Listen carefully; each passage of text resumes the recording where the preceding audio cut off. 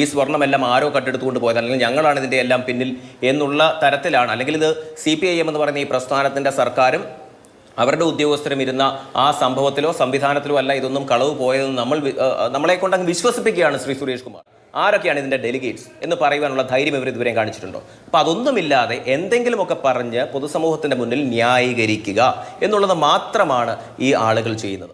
2019 മുതൽ 2025 വരെ ദേവസ്വം ബോർഡ് ഇത് മിണ്ടാതിരുന്നതിൽ എന്തെങ്കിലും ന്യായീകരണമുണ്ടോ? ഇതിപ്പോ ദേവസ്വം ബോർഡ് ഇങ്ങോട്ട് കോടതിയോട് വന്ന് പറഞ്ഞതുപോലെയുണ്ടല്ലോ. എന്ത് ന്യായീകരണമാണ് മാത്രം നമുക്ക് അതിനകത്ത് ഉന്നയിക്കാൻ പറ്റുന്നത്? ശ്രീ സുരേഷ് കുമാർ ഞാനെന്തോ തെറ്റിദ്ധരിപ്പിക്കാൻ നോക്കുകയാണെന്നും, അല്ലെങ്കിൽ ഇതിനെ നമ്മൾ ഈ ഒരു പ്ലാറ്റ്ഫോമിൽ വന്നിരുന്ന് ആ തെറ്റിനെ നമ്മൾ ഈ മെഴുകുക എന്നൊക്കെ കേൾക്കില്ലേ, അല്ലെങ്കിൽ അതിനെ അങ്ങനെ ന്യായീകരിച്ച് മെഴുകുക എന്ന് പറയില്ലേ, അതാണ് ശ്രീ സുരേഷ് കുമാർ ഇവിടെ ചെയ്യുന്നത്.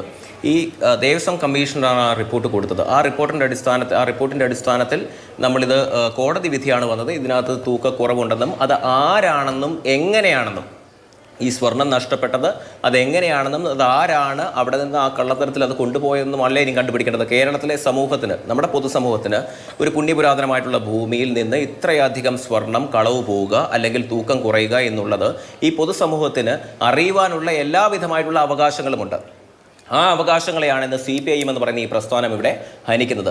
സുരേഷ് കുമാർ ന്യായീകരിക്കുന്നതൊക്കെ കേട്ടാൽ തോന്നും ഏകദേശം ഇത് ഞങ്ങൾ എന്തോ ആരോപണങ്ങൾ ഉന്നയിച്ചുകൊണ്ട് ഇതൊന്നും ഇവിടെ കണ്ടെത്തിയിട്ടില്ല, അല്ലെങ്കിൽ ഇത് കാണാൻ പറ്റാത്തതാണ്, ഈ സ്വർണ്ണമെല്ലാം ആരോ കട്ടെടുത്തുകൊണ്ട് പോയത്, അല്ലെങ്കിൽ ഞങ്ങളാണ് ഇതിൻ്റെ എല്ലാം പിന്നിൽ എന്നുള്ള തരത്തിലാണ്. അല്ലെങ്കിൽ ഇത് CPIM എന്ന് പറയുന്ന ഈ പ്രസ്ഥാനത്തിൻ്റെ സർക്കാരും അവരുടെ ഉദ്യോഗസ്ഥരും ഇരുന്ന ആ സംഭവത്തിലോ സംവിധാനത്തിലോ അല്ല ഇതൊന്നും കളവ് പോയതെന്ന് നമ്മളെ കൊണ്ടങ്ങ് വിശ്വസിപ്പിക്കുകയാണ് ശ്രീ സുരേഷ് കുമാർ വ്യക്തമായിട്ടുള്ള ഈ പ്രസ്ഥാനത്തിൻ്റെ നിലപാടും ഈ പ്രസ്ഥാനം എന്താണ് കണ്ടെത്തിയത്, അതിന് സമഗ്രമായിട്ടുള്ള അന്വേഷണം നടക്കുന്നുണ്ടോ, അത് 2019 മുതൽ എന്തുകൊണ്ട് അതിന് വേണ്ട വിധത്തിൽ ഇത് ജനങ്ങളുടെ നികുതി പണം കൊണ്ടും ജനങ്ങൾ കണ്ണീരാൽ കൊണ്ടിടുന്ന പൈസയും കാണിക്കയും ഒക്കെയാണ് ഈ ദ്വാരപാലകരുടെ സ്വർണം പൂശുന്നതും സ്വർണത്തിൻ്റെ ക്രയവിക്രയങ്ങളും അവിടെയുള്ള പുനരുദ്ധാരണവും എല്ലാം നടക്കുന്നത്. അപ്പോൾ അങ്ങനെയുള്ള ആ പൊതുസമൂഹത്തിൻ്റെ മുന്നിൽ പ്രിയപ്പെട്ട സുരേഷ് കുമാറിനും അതുപോലെ തന്നെ അദ്ദേഹത്തിൻ്റെ പ്രസ്ഥാനത്തിനും എല്ലാവിധമായിട്ടുള്ള അവകാശങ്ങളുമുണ്ട്, അല്ലെങ്കിൽ എല്ലാവിധമായിട്ടുള്ള അധികാരവുമുണ്ട് ഇത് പറയുവാൻ. പക്ഷെ അതാണ് ഇവിടെ ഹനിക്കപ്പെട്ടു പോകുന്നത്. സുരേഷ് കുമാർ ഈ 2019 നടന്നൊരു സംഭവമാണ്. അത് തിരികെ എത്തുമ്പോൾ തന്നെ കൃത്യമായി തൂക്കവും തട്ടും ഒപ്പിച്ച് കൃത്യമായി അത് പരിശോധിച്ച് രേഖപ്പെടുത്തി വെക്കേണ്ട ഉത്തരവാദിത്തം അന്ന് നിർവഹിക്കപ്പെട്ടിട്ടില്ല. എന്തുകൊണ്ടാണ് എന്നതിൽ തുടരന്വേഷണം ഉണ്ടായില്ല. അത് കൊണ്ടുപോയ ആളെ കേന്ദ്രീകരിച്ച് അന്വേഷണം ഉണ്ടായില്ല. ഈ 6 വർഷക്കാലത്തിന് ശേഷം ഇതിൽ അന്വേഷണം നടത്തിയാൽ അതിന് എന്തെങ്കിലും തരത്തിലുള്ള തുമ്പുണ്ടാകാനുള്ള സാധ്യതയുണ്ടോ?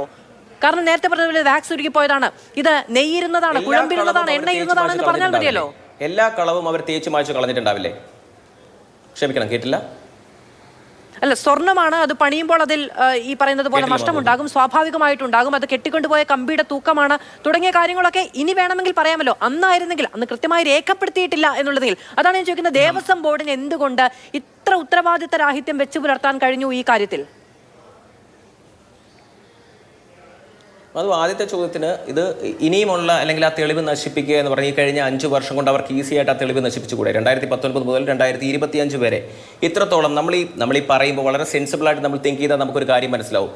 ചെറിയ തൂക്കത്തിൽ ഈ അളവിൽ അല്ലെങ്കിൽ ഇത്രത്തോളം വിലയുള്ള ഒരു ലോഹം, ആ ലോഹത്തിൽ ചെറിയ തൂക്കത്തിൻ്റെ അളവിലോ വ്യത്യാസത്തിലോ ഒക്കെ എന്തെങ്കിലും വൈരുദ്ധ്യം വന്നാൽ നമുക്ക് മനസ്സിലാക്കുവാൻ പറ്റും. പക്ഷേ ഈ പറയുന്ന പോലെ 4 കിലോ സ്വർണം 5 കിലോ സ്വർണ്ണമൊക്കെ മിസ്സായി പോവുക എന്ന് പറയുന്നത്, അതിനെയും ന്യായീകരിച്ചുകൊണ്ട് ഒരു പ്രസ്ഥാനം അല്ലെങ്കിൽ ആ ഭരണപക്ഷത്തുള്ള ആളുകൾ വരിക എന്ന് പറയുന്നത് ഒട്ടും ഈ പൊതുസമൂഹത്തെ അടക്കം എല്ലാവരെയും എളിഭ്യരാക്കിക്കൊണ്ട് നിൽക്കുക എന്നുള്ള ഏറ്റവും വലിയൊരു മനോരോഗത്തിന്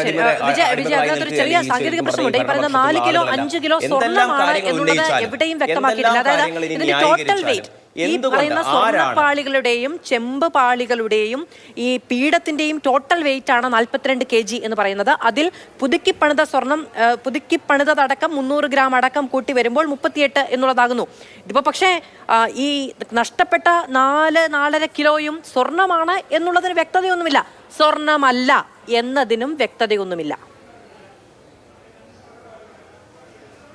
അത്രയും ഇമ്പോർട്ടൻ്റ് ആയിട്ടുള്ള ഒരു കാര്യം മുന്നോട്ട് പോകുമ്പോൾ അതിന് എന്തുമായിക്കോട്ടെ, അത് സ്വർണ്ണമല്ല, വേറെ ഏതെങ്കിലും ലോഹമായെന്ന് തന്നെ ഇരിക്കട്ടെ, ഇത്രയും അധികം വിശ്വാസങ്ങൾ അർപ്പിക്കുന്ന ഒരു പിൽഗ്രിമേജ് സെന്ററിൽ നിന്ന് അത് സ്വർണ്ണമായിക്കോട്ടെ, ലോഹമായിക്കോട്ടെ, ഇനി എന്തുമായിക്കോട്ടെ, അത് എങ്ങനെ കളവ് പോയി, അത് ആരാണ് എടുത്തത് എന്നുള്ള പറയുവാനുള്ള പരിപൂർണമായിട്ടുള്ള ഉത്തരവാദിത്തം ഈ പറയുന്ന ദേവസ്വം ബോർഡിനും അതിനെ ചുറ്റിപ്പറ്റി നിൽക്കുന്ന എല്ലാവിധമായിട്ടുള്ള സംവിധാനങ്ങൾക്കും ഉണ്ട് എന്നുള്ളതാണ് ഇന്നത്തെ പൊതുസമൂഹത്തിന് അറിയേണ്ട കാര്യം.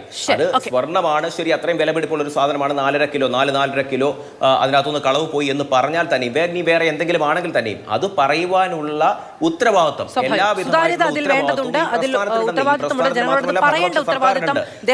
ദേവസ്വം ബോർഡിനുണ്ട്. ആ ദേവസ്വം കമ്മീഷണറാണ് റിപ്പോർട്ട് കൊടുത്തത്. ഇനി അത് മാത്രമല്ല, ഈ ദേവസ്വം ബോർഡിന്റെ ഡെലിഗേറ്റ്സ്, ഇത് ആരൊക്കെയാണ് ഈ ഡെലിഗേറ്റ്സ് എന്ന് പറയുവാൻ അവർക്ക് ധൈര്യമുണ്ടോ?